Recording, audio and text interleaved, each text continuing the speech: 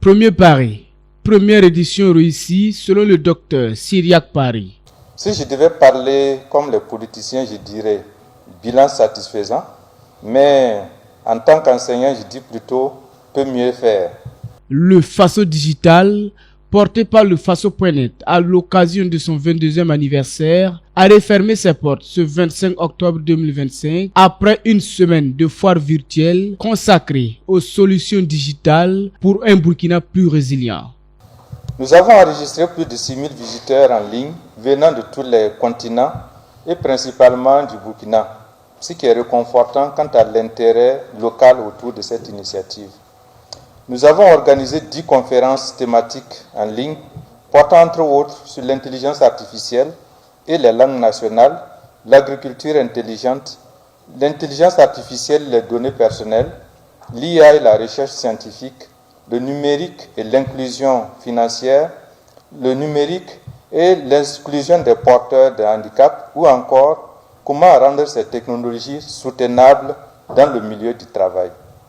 Cette semaine dédiée au numérique s'inscrit dans la vision nationale du digital comme levier stratégique face aux défis actuels. Elle a aussi répondu au besoin de créer un véritable espace de valorisation des innovations technologiques locales.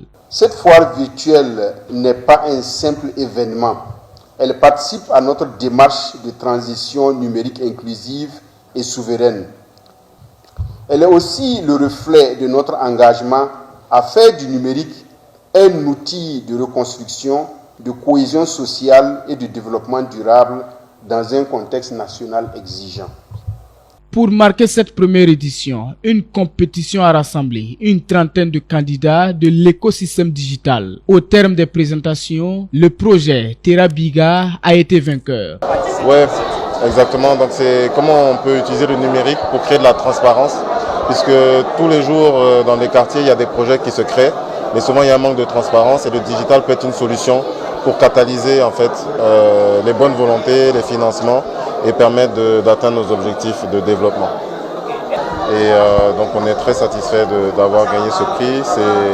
Ça nous montre qu'il faut qu'on continue dans cette direction, à créer plus de ponts entre les citoyens et les projets et qu'on puisse faire prospérer le Burkina Faso. Une première édition qui marque une nouvelle étape dans la promotion des solutions numériques au Burkina Faso selon les organisateurs.